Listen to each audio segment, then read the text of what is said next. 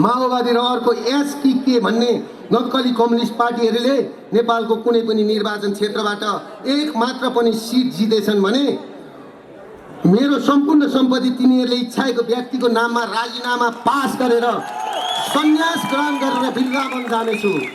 मेरो यही भनाइलाई प्रमाण मानेर दाबी लिए पुग्छ।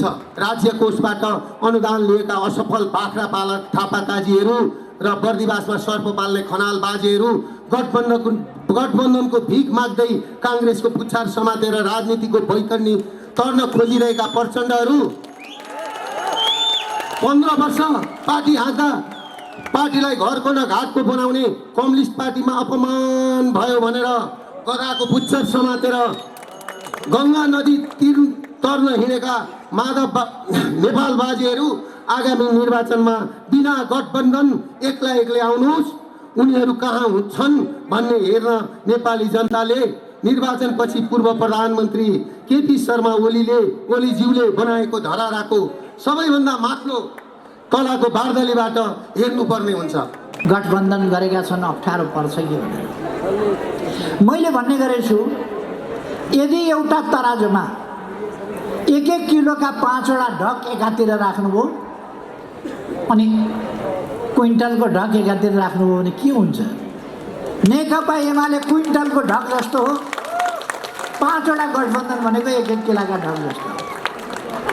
त्यो 5वटाको गठबन्धनले के गर्छ? साह्रै बच्चा भयो भने गाह्रो हुन्छ। 5जना थपिँदै भयो भने अलिक बराबर आउन खोज्यो भने लड्न पनि सजिलो हुन्छ, सोझै लड्न पाइयो नि। अब 5वटा भयो भने बच्चासँग निहुरिएर कता लडाइँ गर्ने? निहुरिएर लडाइँ गर्नुपर्छ। त्यस कारण त्योभन्दा उनीहरू एउटाको काँधमा अर्को, अर्काको काँधमा अर्को सक्छन् भन्ने चढुन्। यो त गठबन्धन गर्छौँ भनेका हुन्, गठबन्धन सजिलो छैन। लोभी पापीहरूको गठबन्धन कति गाह्रो होला विचार। एकै दिनमा गठबन्धनले उम्मेदवारी दर्तै गर्न सक्दैन भनेर निर्वाचन आयोगलाई भनेर 2 दिन राखेको छ। म माओवादीहरूको विषयमा धेरै कुरा बोल्न चाहन्न। मैले बोलिरहने धेरै कुराहरू एकजना कलाकारले 16 मिनेटमा बोलिदिएका छन्। 10 वर्षसम्म हजारौंको मृत्यु हुने गरी लादिएको र गौरवमय भनेको जनयुद्ध हाँक्ने नेताहरूमा आएको चरम सांस्कृतिक विचलनका कारण आज भयावह स्थिति सिर्जना भएको छ। राजनीतिकमा स्थायी शत्रु हुन्न भन्ने भनाइको अपव्याख्या गरेर न्यूनतम राजनीतिक नैतिकता समेत नराखी आफू र आफ्नै सहकर्मीको टाउको मूल्य तोक्ने वर्ग शत्रुहरूसँग घाँटी जोड्नेहरूलाई मैले धेरै टिप्पणी गर्नु छैन। उनीहरूलाई जवाब दिन 16 मिनेटको प्रकाश सपुतका गीत हेर्ने काफी छन्। पूजा प्रदान गरेको छ। म आजको यस कार्यक्रमको आयोजकको हैसियतले यहाँ उपस्थित सम्पूर्ण महानुभावहरूमा हार्दिक स्वागत तथा अभिवादन गर्न चाहन्छु। मलाई गर्व छ कि मैले भक्तपुरमा एउटा महत्त्वपूर्ण चुनौतीलाई स्वीकारेको छु। खोक्रा नाराले देश बन्दैन। देशलाई चौतर्फी विकासको गतिमा अघि बढाउनको लागि स्थानीय उत्पादनलाई प्रोत्साहन गर्नुपर्छ। स्थानीय उत्पादनको व्यवस्थित बजारीकरण गर्नुपर्छ। नेपाली किसानहरूले उत्पादन गरेका अनाजहरूको उचित मूल्य प्राप्त गर्न पाउने उनीहरूको अधिकारलाई सुनिश्चित गर्नुपर्छ। मुख्य गरी यिनै उद्देश्यले मैले यो मजदुर किसानहरूको जिल्ला भक्तपुरलाई नै हरित कृषि थोक बजारको प्रस्थान बिन्दु बनाउने प्रयत्न गरेको छु। आजको कृषिको मुख्य समस्या भनेको व्यवस्थित कृषि बजारको अभाव नै हो। आफूले उत्पादन गरेको अनाजमा जब बिचौलियाहरूले राज गर्न थाल्दछन् र असली किसानहरू यथोचित मूल्य प्राप्त गर्नबाट वञ्चित हुन्छन्, त्यसैको परिणाम आजका दिनमा पनि हामीले दैनिक करोडौंको रुपियाँको आलु, गोलबेरा, भिन्डी, खुर्सानी लगायतका नगदी अनाज र फलफुलहरू भारत लगायतका तेस्रो मुलुकहरूबाट आयात गर्न बाध्य भएका छौँ। हामी सैद्धान्तिक रूपमा आफूलाई कृषि प्रधान देश भनिरहेका छौँ, तर व्यावहारिक रूपमा हाम्रो अवस्था अत्यन्तै दयनीय छ। व्यवस्थित कृषि बजारको अभावमा किसानहरूले खेप्नु परेको पीडालाई किसानको छोरो हुनुको नाताले मैले आफैले पनि भोगेको छु। यो कार्यक्रम स्थलबाट केही किलोमिटर पर टाढा रहेको पनौतीको खोपासीका किसानले आफूले उत्पादन गरेको कोलबेडा 17 रुपैयाँ किलोमा बेचिरहँदा त्यो गोलबेडा भक्तपुरको हाम्रो भान्सासम्म आइपुग्दा कसरी 100 रुपियाँ किलो भएर आइपुग्छ, बीचको 83 रुपियाँ कसले खान्छ भन्ने कुरा मैले राम्रोसँग बुझेको छु। बीचको 83 रुपियाँ बुझेको छु। यो कृषि बजारले त्यो बिचौलियाबाट खास किसानलाई मुक्त गर्ने र किसानले उत्पादन गरेको अनाजको उचित मूल्य प्रदान गर्ने प्रयत्न गर्नेछ। म आजै घोषणा गर्दछु, हामी यो कृषि थोक बजारलाई बिचौलियाहरूबाट मुक्त राख्नेछौँ। यो बजार भक्तपुरवासी किसान, मजदुर र साथीहरूको साझा सम्पत्ति हो। आफूले उत्पादन गरेको तरकारीहरू खरपनमा बोकेर पसिनै पसिना भएर काठमाडौँका गल्ली गल्ली र घर घर डुलाउँदै हिँड्नु पर्ने परम्परावादी व्यापार प्रणालीको साथो अब तपाईहरूले आफूले उत्पादन गरेको अन्नपातको यो थोक बजार मार्फत सिधै तपाईँले अपेक्षा गरेको मूल्य प्राप्त गर्न सक्नुहुनेछ। सुरुवातमै हामी 50 रोपनी जग्गामा फैलिएका छौँ र हामीसँग यति नै बेला 2200 स्टल छन्।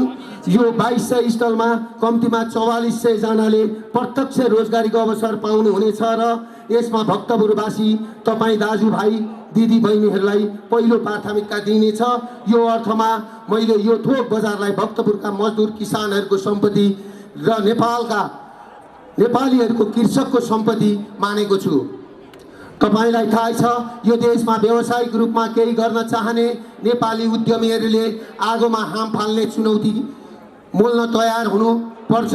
विगत 15 वर्ष अगाडि सुदूरपूर्वको झापामा अस्पताल र चिकित्सा शिक्षा सञ्चालनको यात्रा प्रारम्भ गरेदेखि दक्षिण एसियामै हरेक हिसाबले सुविधा सम्पन्न पूर्वाञ्चल क्यान्सर अस्पताल हुँदै भक्तपुरको सूर्य विनायकमा कृषि बजारको सञ्चालनसम्म आइपुग्दा मैले कयौं चुनौतीका पहाडहरूको सामना गरेको छु। कयौं दिन एक छाक मात्र खाएको छु, कयौं दिन भोकै पनि बसेको छु। देशमा केही त्यस्ता तत्त्वहरू छन् जो यो मुलुक र गरिब नेपाली जनताको जीवन स्तर उठेको हेर्नै चाहँदैनन्। जनता शिक्षित भए भने तिनका मेन पावर व्यवसायहरू धराइसी हुन्छन्। देशमा विश्वविद्यालयहरू धेरै खुले भने विदेश विद्यार्थी बेच्ने तिनका कन्सल्टेन्सी र मानव तस्करी गर्ने दलालीका कारखानाहरू टाट पल्टिन्छन्। देशमा उद्योग धन्दा कल कारखाना खुले भने तिनका खातामा हरियो पासपोर्ट मार्फत युवाहरूको वैधानिक तस्करीबाट आउने पैसा रोकिन्छ र वैदेशिक रोजगारको नाममा तिनका ब्याङ्कमा आउने कमिसन धन्दाहरू रोकिन्छन् भन्ने पश्चगामी मनोविज्ञान भएका केही राजनीतिक पार्टीका मै हुँ भन्ने नेताहरू नेपाली उद्योगीहरूका मुख्य वर्ग दुश्मन बनेका छन्। तर त्यस्ता तत्त्वहरूको विरुद्धमा आगोसँग खेल्ने चुनौती मोल्न कसै न कसैले त तयार हुनैपर्छ र त्यसैको परिणाम स्वरूप विगत 15 वर्षदेखि झापाको एउटा किसानको छोरो हो म दुर्गा प्रसाईले तपाईहरूको अगाडि उभिने साहस जुटाएको छु। जसरी सुदूरपूर्वको झापाको बीएनसी अस्पताल र दक्षिण एसियाकै नमुना पूर्वाञ्चल क्यान्सर अस्पताललाई प्रमुख रूपमा मेची अञ्चलका 32 लाख जनताले आफ्नै सम्पत्ति ठानेर माया गरेका छन्, ठीक त्यसै गरी यो तरकारी बजारलाई भक्तपुर र आसपासका जिल्लाका किसान र मजदुर दाजुभाइहरूले आफ्नै ठानेर माया र सद्भाव देखाउनु हुनेछ भन्ने आशा र अपेक्षा मैले गरेको छु। इतिहासको खास कालखण्डमा राजनीतिक परिवर्तनको सम्भाग बनेको यो ऐतिहासिक जिल्ला भक्तपुरको सुन्दर नगर सूर्य विनायकको यो तरकारी बजारको स्थापना गर्दै गर्दा मैले यो कल्पना गरेको छु कि हाम्रो देश कृषि कर्मका लागि परापूर्व कालदेखि नै अत्यन्त धेरै सम्भावना बोकेको मुलुक हो। म कल्पना गर्छु हातमा हरियो पासपोर्ट बोकेर अन्तर्राष्ट्रिय विमानस्थलको बाटो हुँदै विदेश पलायन हुने हाम्रा पौरखी नौजवानहरूलाई हामी आफ्नै देशमा रहने वातावरण सिर्जना गर्न किन सक्दैनौँ? के कतार एयरवेज फ्लाइज दुबई र एयर मलेसियाका जहाजहरूमा हामी देश समाज र परिवार छोड्नु परेको पीडाले निहुरा अनुहार बोकेर रुँदै जहाज चढेका युवाहरूको साथो हाम्रो उर्वर भूमिमा उत्पादन भएका हरिया तरकारी र फलफुल निर्यात गर्न सक्ने हैसियतमा के हामी कहिल्यै पुग्दैनौँ? के हामी हिमालयको मिनरल वाटर विदेश निर्यात गर्ने क्षमतामा पुग्न सक्दैनौँ? हामी द्वापर युगमा भगवान रामचन्द्रका भाइ घाइते हुँदा पवन पुत्र हनुमानले सञ्जीवनी बुटी निर्यात गर्ने पवित्र भूमि, पवित्र हिमालयका बासिन्दा हामी होइनौँ र? हामी सक्छौँ नसक्ने भन्ने सुविधा हाम्रो पिँढीलाई छँदै छैन। हामी आजको दिनमा दुबई र मुम्बईका डान्स बारमा नर्तकी हुन बाध्य नेपाली चेलीहरूलाई यही देशमा फर्काएर आफ्नो माटोमा रहने वातावरण सिर्जना गरिने प्रयत्नमा लागेकै छौँ। हामीले देखेको सपना भनेको ती मजदुरहरूलाई बोक्ने जहाजहरूले कुनै दिन सेतो एप्रोन लगाएका नेपाली डाक्टर र नर्सहरूलाई विदेशमा गएर नेपालमा सिकेको शिक्षा बाँड्न सक्ने क्षमता विकास गर्ने बनाउने हो।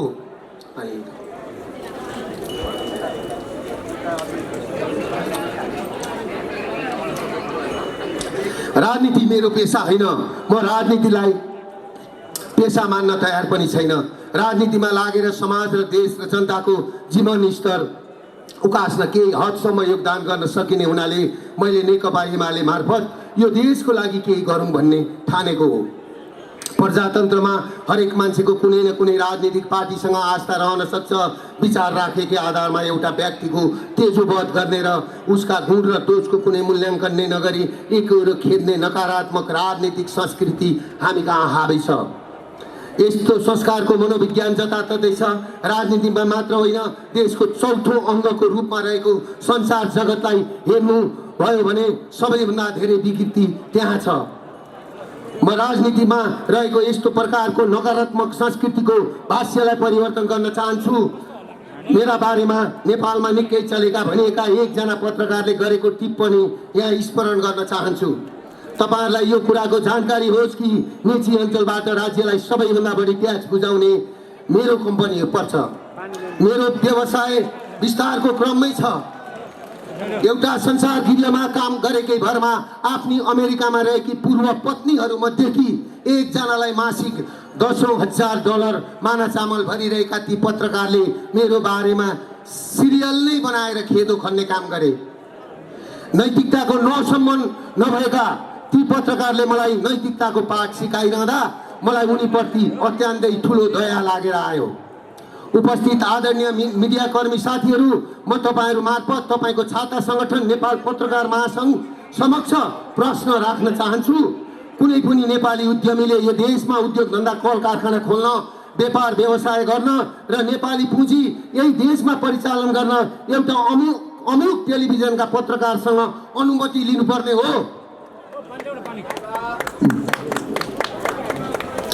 कि ती पत्रकारसँग मैले लाइसेन्स लिनुपर्ने हो? घुमाउरो बाटोबाट त अघोषित रूपमा यो देशका उद्योगी, व्यवसायी, जागिरे, पुलिस, प्रशासन, अख्तियार र अदालतका न्यायाधीशहरूले पत्रकारका नाममा दलाली गर्नेहरूलाई ट्याक्स बुझाइरहेकै छन्। अब खुल्लम खुल्ला ट्याक्स बुझाउन पर्ने भए महासंघले पनि भनिदिनु पर्यो।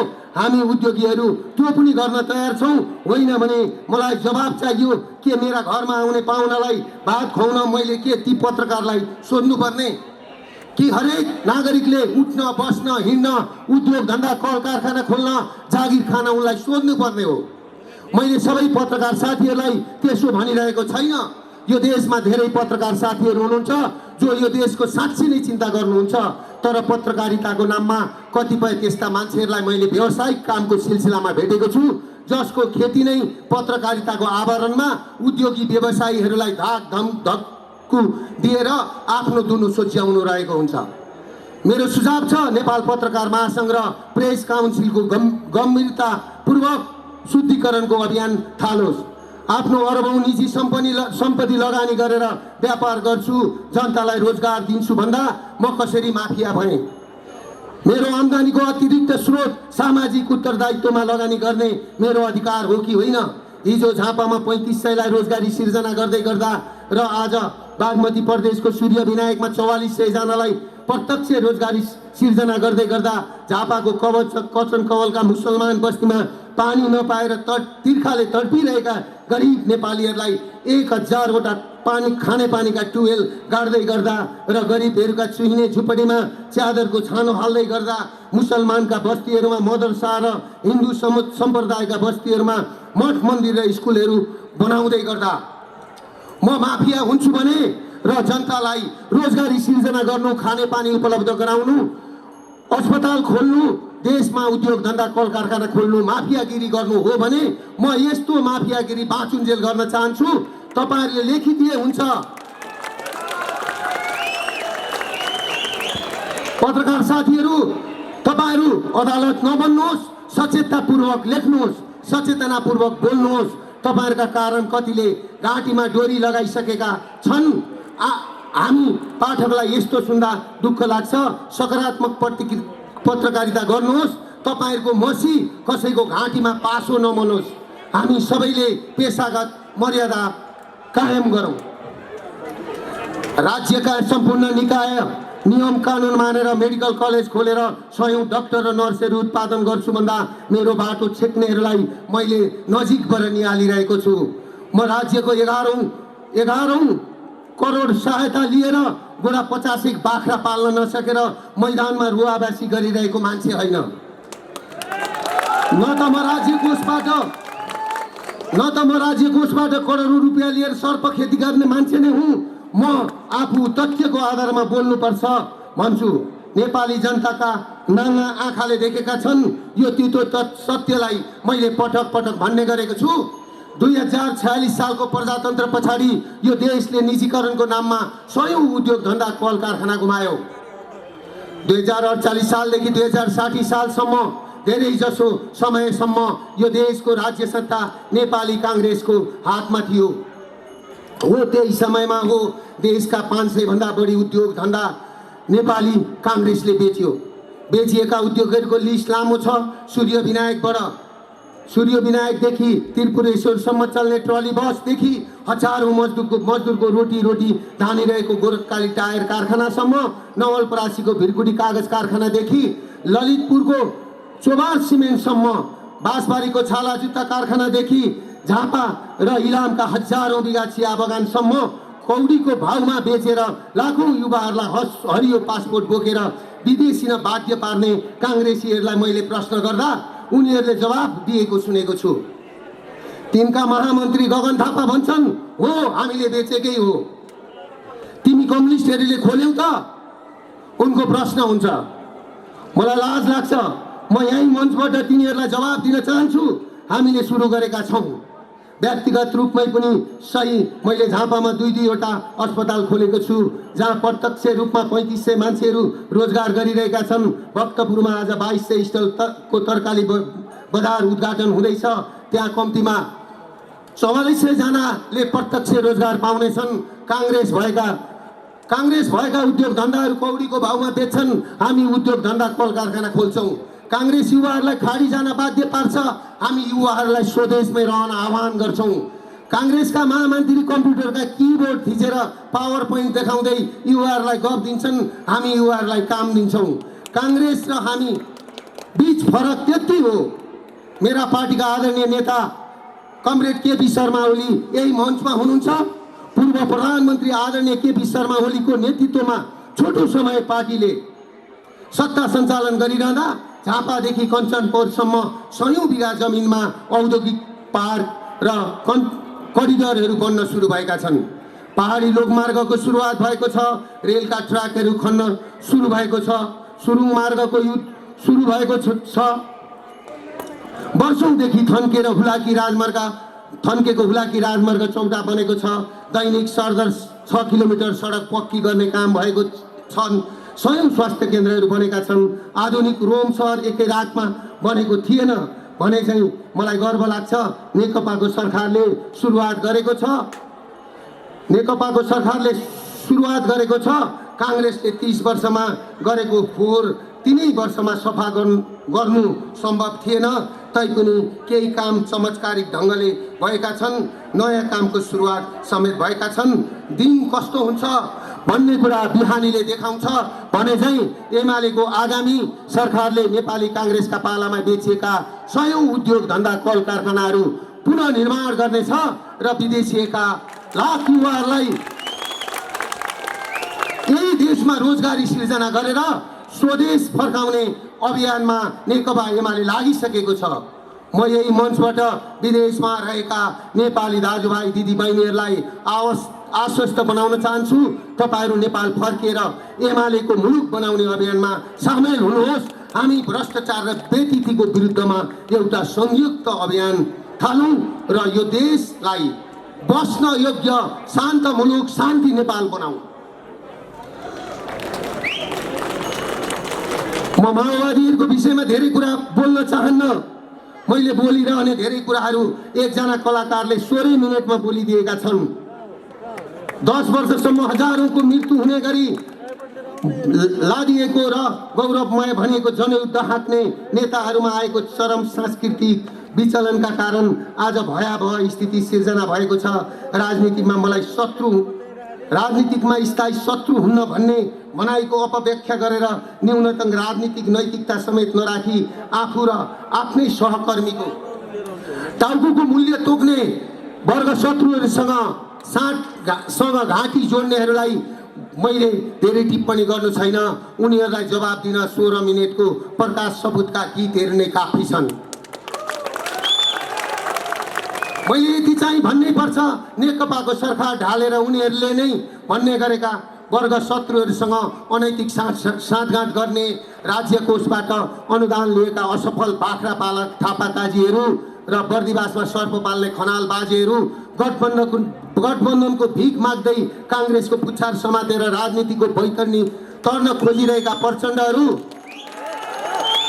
15 वर्ष पार्टी हाँक्दा पार्टीलाई घरको न घाटको बनाउने कम्युनिस्ट पार्टीमा अपमान भयो भनेर गधाको पुच्छर समातेर गङ्गा नदी तीर तर्न हिँडेका माधव नेपाल बाजेहरू आगामी निर्वाचनमा बिना गठबन्धन एक्लै आउनुहोस्, उनीहरू कहाँ छन् भन्ने हेर्न नेपाली जनताले निर्वाचनपछि पूर्व प्रधानमन्त्री केपी शर्मा ओलीज्यूले बनाएको धराराको सबैभन्दा माथिल्लो तलाको बार्दलीबाट हेर्नुपर्ने हुन्छ।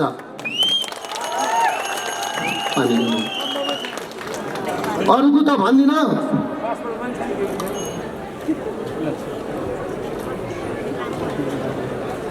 त भन्दिनँ, माओवादी र अर्को एसके भन्ने नक्कली कम्युनिस्ट पार्टीहरूले नेपालको कुनै पनि निर्वाचन क्षेत्रबाट एक मात्र पनि सिट जितेछन् भने मेरो सम्पूर्ण सम्पत्ति तिनीहरूले इच्छाएको व्यक्तिको नाममा राजीनामा पास गरेर सन्यास ग्रहण गरेर वृन्दावन जानेछु।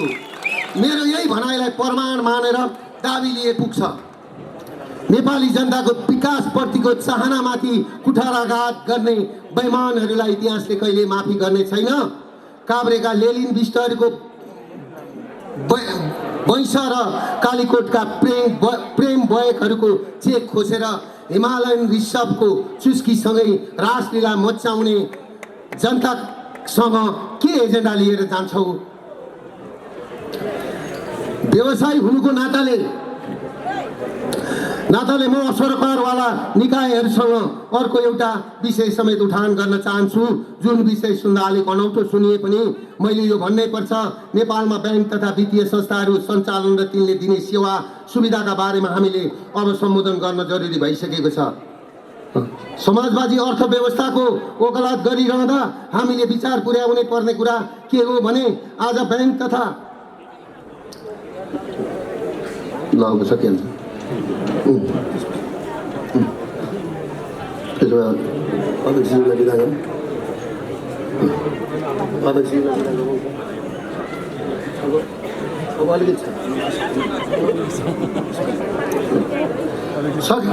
अनौठो सुनिए पनि मैले यो भन्नै पर्छ, नेपालमा बैंक तथा वित्तीय संस्थाहरू सञ्चालन र तिनले दिने सेवा सुविधाका बारेमा हामीले अब सम्बोधन गर्न जरुरी भइसकेको छ। समाजवादी अर्थव्यवस्थाको वकालत गरिरहँदा हामीले विचार पुर्याउनै पर्ने कुरा के हो भने आज बैंक तथा चोकमा च्याउ झैँ उम्रेका सहकारीले जनतालाई सेवा दिने नाममा लुट मचाइरहेका छन्।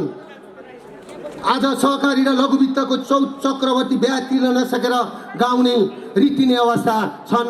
नेपालको पूर्वतिरका मान्छेहरू आफ्नो घर जग्गा सावा ब्याज हर्जना तिर्न नसकेर घर जग्गा जमिन बैंक सहकारीलाई जिम्मा लगाएर आसाम भासिन बाध्य छन्।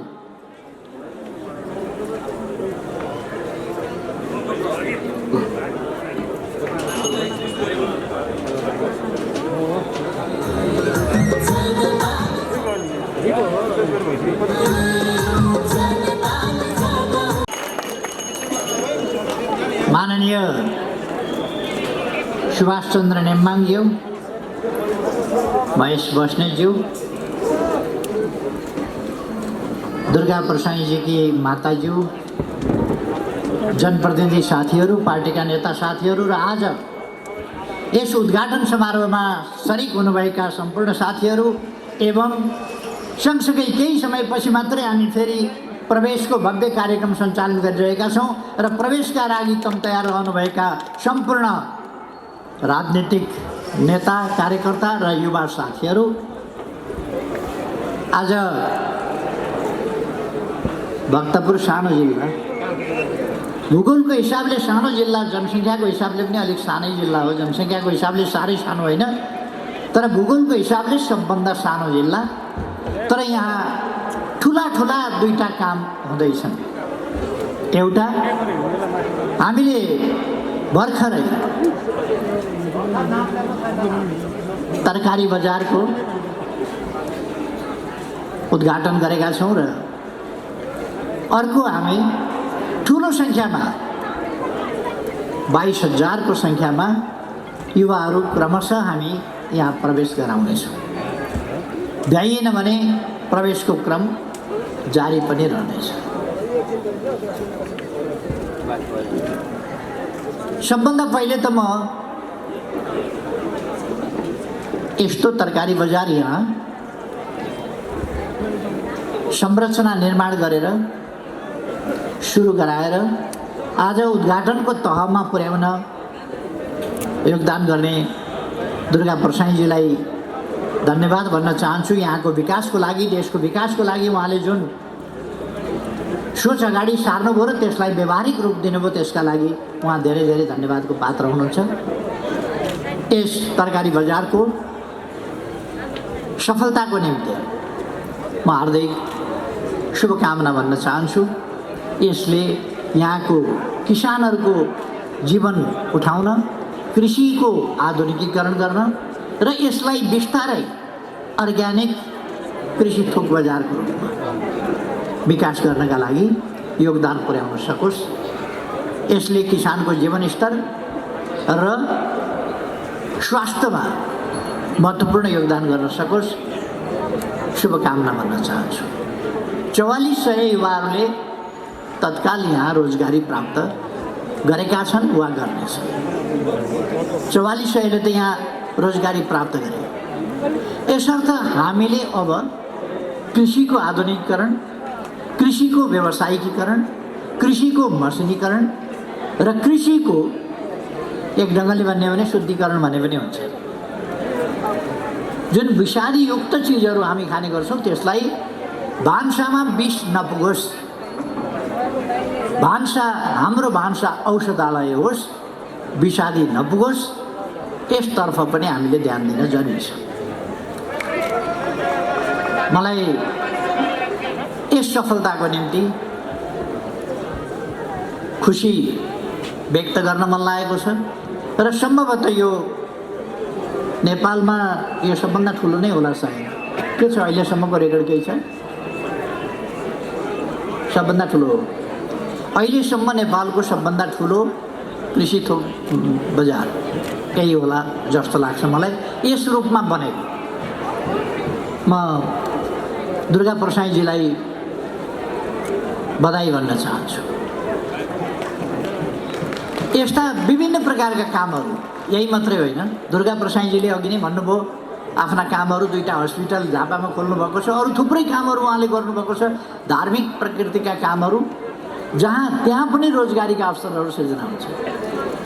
धर्मका नाउँमा पनि रोजगारीका अवसरहरू सिर्जना भएका छन्, आम्दानीका स्रोतहरू बनेका छन्, पर्यटनको विकास भएको छ, अर्थतन्त्रको विकास भएको छ। परलोक मात्रै होइन, यो लोक नै सपारिएको छ। यही लोकका मान्छेहरूको, यही लोकका जनताले रोजगारी पाउने, आम्दानी पाउने अनेक प्रकारका उपलब्धिहरू भएका छन्। यता म खुसी व्यक्त गर्न चाहन्छु र अब म युवाहरू, साथीहरू, खास गरी पूर्व लडाकु साथीहरू जो आज नेकपा एमालेमा प्रवेश गर्दै हुनुहुन्छ, अहिले हामीले प्रवेश अगाडि बढाउन भ्याएका छैनौँ। मभन्दा पछि मेरो आज देशका 753वटै पालिकामा भर्चुअल माध्यमबाट एकैचोटि हामी चुनाव घोषणापत्र सम्बन्धी छलफल, घोषणापत्रको नमुना प्रस्तुत, त्यस सम्बन्धमा पालिका स्तरमा पालिकाका अगुवाहरू र त्यहाँका पार्टीका अगुवा नेताहरू उहाँहरूलाई तत्सम्बन्धमा जानकारी गराउँदैछौँ एकै ठाउँबाट। र त्यो कार्यक्रम हामीले भनेअनुसार 1 बजे होटल हिमालयबाट सुरु हुने थियो। म अहिलेसम्म यहाँ छु, त्यसले गर्दाखेरि अलिकति ढिलो भइरहेको छ। दुर्गा प्रसादजीले अघि नै थुप्रै कुराहरू राखिसक्नु भएको छ। किन युवाहरू नेकपा एमालेमा आउनुहुन्छ, किन एमालेमा आउनुपर्छ, किन देश एमालेको नेतृत्वमा अगाडि बढ्नुपर्छ। नेतृत्वमा अगाडि बढ्नका लागि सबै साथी एकजुट हुनु पर्यो। दाजुभाइ दिदीबहिनीहरू, पार्टी कार्यकर्ताहरू, समर्थक शुभेच्छुकहरू सबै नेकपा एमालेका झन्डामुनि गोलबन्द हुनु पर्यो र देश बनाउने महान अभियानमा लाग्नु पर्यो। यो देश हामी आफैले बनाउने हो, हामी बनाउन सक्छौँ, हामी आफै यो देश बनाउन सक्छौँ, आफ्नै पालामा यो देश बनाउन सक्छौँ। हेर्दा हेर्दै यहाँ तरकारी थोक बजार त यत्रो स्थापना भयो, अरू यस्ता थुप्रै कुराहरू स्थापना भएका छन्। त्यसकारण गर्न सकिन्छ, गर्न चाह्यो भने त्यसकारण हामीले गर्न सक्छौँ भन्ने कुराको विश्वास गरौँ र कामलाई अगाडि बढाउँ। विभिन्न ढङ्गले राजनीतिमा मान्छे अल्मल्याउने, छक्काउने, धोका दिने काम भइरहेको छ। त्यसबाट मुक्त हुन म हाम्रा तमाम युवा साथीहरूलाई, राजनीतिक कार्यकर्ताहरूलाई, नेताहरूलाई आग्रह गर्न चाहन्छु, जुन जुन पार्टीमा रहेका भए पनि अल्मलिएर ब्रह्मा परेर एमाले भन्दा बाहिर रहेका साथीहरूलाई म आग्रह गर्न चाहन्छु, न अल्मलिनुहोस्, न झुक्किनुहोस्, नेकपा एमालेमा आउनुहोस्। नेकपा एमाले राष्ट्रियताको पक्षमा छ भन्ने कुरा अब हामीले कुनै शब्दबाट भनिरहनु पर्ने आवश्यकता छैन। राष्ट्रलाई फेरिदेखि नाकाबन्दी हुनै नसक्ने गरी एउटा देशबाट घेरिएको देशलाई अब समुद्रसम्म दुईतिरबाट पठाउन सकिने, दुईटै देशबाट त्यो प्रबन्ध, पारगमन यातायात सम्बन्धी सम्झौताहरू अब हाम्रा छिमेकी भारतसँग मात्रै होइन, चीनसँग पनि हामीले गरिसकेका छौँ। चीनतर्फ पनि थुप्रै नाकाहरू खोलिसकेका छौँ। चीनको हाइवेलाई हामी आफ्नो सामान सप्लाई, हाम्रो आफ्नो आपूर्ति व्यवस्था अन्तर्गत पनि प्रयोग गर्न सक्छौँ। चीनबाट हामीले केही बन्दरगाहहरू खोलेका छौँ जो हामीलाई आवश्यक छ, लिएका छौँ। भारततर्फबाट पहिले एउटा कलकत्ता थियो, छिपछिपे बन्दरगाह, अब ठुला ठुला जहाज आउन सक्ने गरीका बन्दरगाहहरू पनि हामीले ल्याएका छौँ। विशाखापट्टनम जस्ता बन्दरगाह, अरू बन्दरगाहहरू। अर्थात् सोझै हामी ठुला जहाजहरू ती बन्दरगाहहरूसम्म ल्याउन सक्छौँ र त्यहाँबाट नदीको बाटो गरेर नेपालभित्र सामान ल्याउन सक्छौँ पानी जहाज मार्फत, जसबाट ढुवानी अत्यन्त सस्तो र सुरक्षित हुन्छ, विलम्ब हुँदैन। रेलले बाटो नपाउन सक्छ समुद्रमा, पानीले बाटो नपाउने भन्ने छैन, सुरु आउँछ र छिटो हुन्छ। हामीले राष्ट्रियताको सवालमा हाम्रो सार्वभौमसत्ता, स्वाधीनता, स्वतन्त्रता, भौगोलिक अखण्डता र राष्ट्रिय हितको सम्बन्धमा गरेका कामहरू, हामीले अन्तर्राष्ट्रिय क्षेत्रमा नेपालको गौरव प्रतिष्ठा बढाएका कुराहरू, हामीले गुमेको भूभागलाई सामेल गरेर नक्सा जारी गरेको, त्यसअनुसार भारतलाई पत्राचार गरेर हाम्रो जमिन फिर्ता गर भनेर पत्राचार गरेको र हामीले संविधान संशोधन सर्वसम्मतिले संसदबाट गरेको आदि कुराहरू, यस्ता थुप्रै कुराहरू छन्। हामी चाँदनी दोधारामा शारदा बराजबाट, शारदा क्यानलबाट पानी सप्लाई गर्दैछौँ 10 क्युबिक्स। त्यसै गरेर तराईको डुबान हटाउँदैछौँ।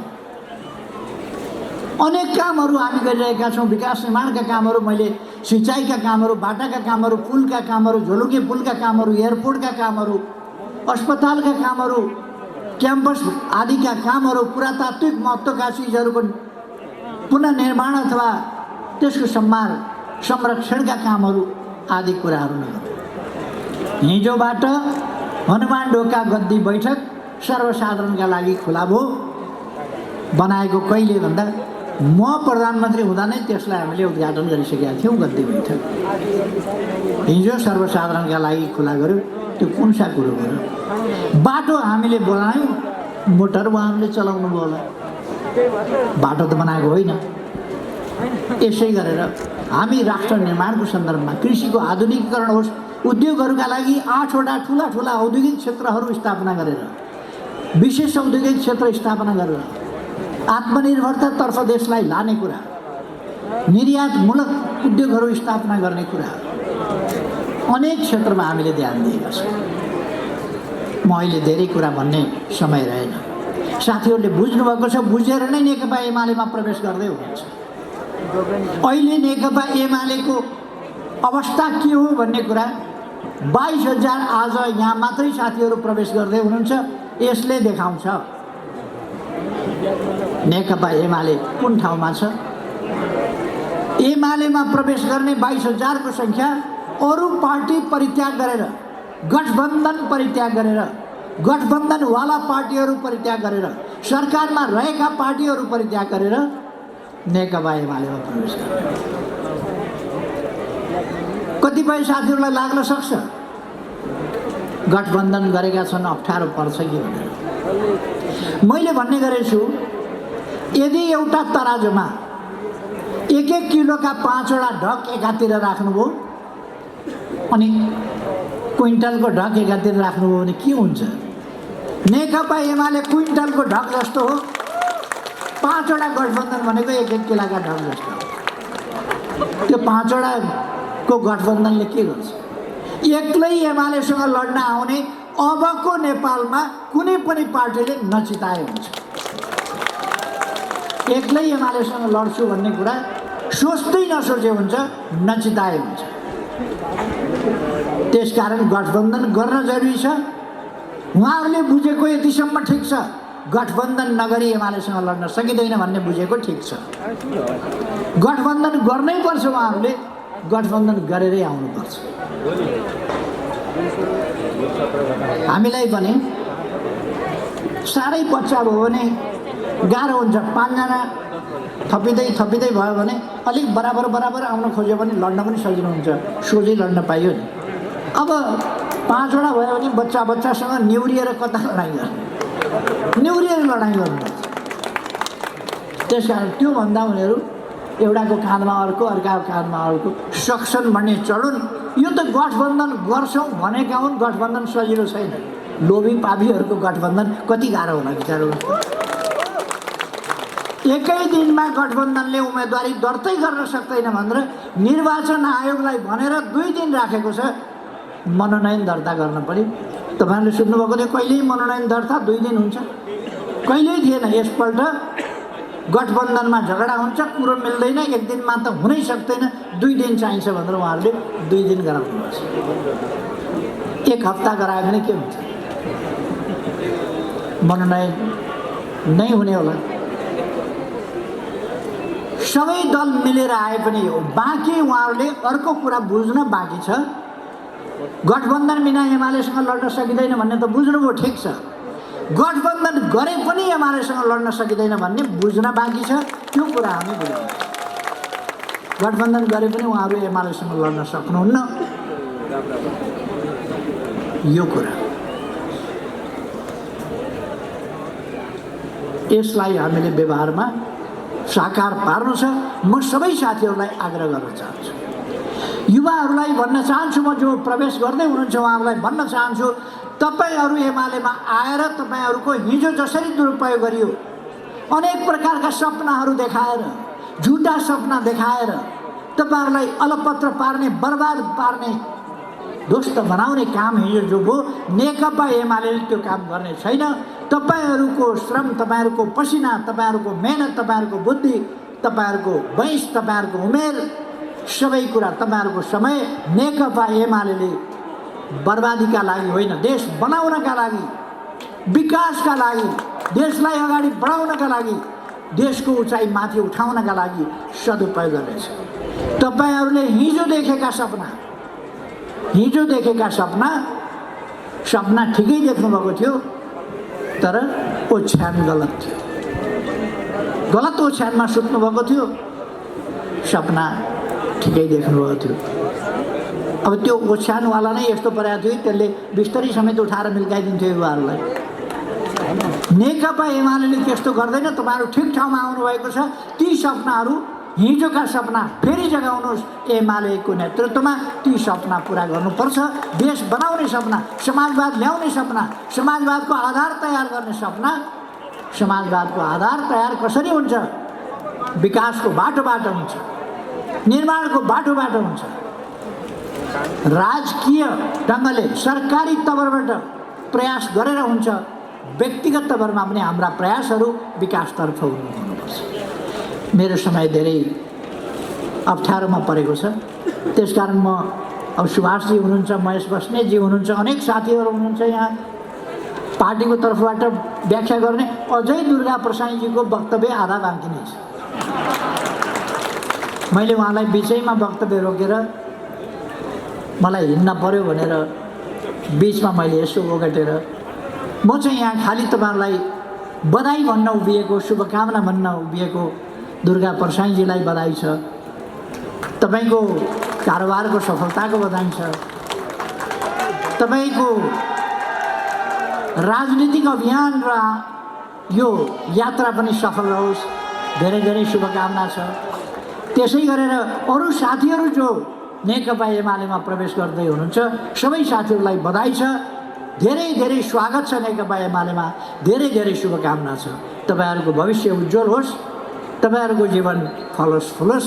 तपाईँहरूले हिजो देखेका सपना हिजो त बर्बाद गरिए, छरपष्ट बनाइए, तिनीहरू सपनाहरू मिचिए, तिनीहरूलाई कुल्चियो। अब ती सपनाहरूलाई जोगाउँ र अगाडि बढाउँ, फल्छन् फुल्छन्, फलाउँ फुलाउँ। अब म यहाँहरूसँग बिदा चाहन्छु। सबैको स्वास्थ्य राम्रो रहोस्, सबैमा भलो होस्। धन्यवाद।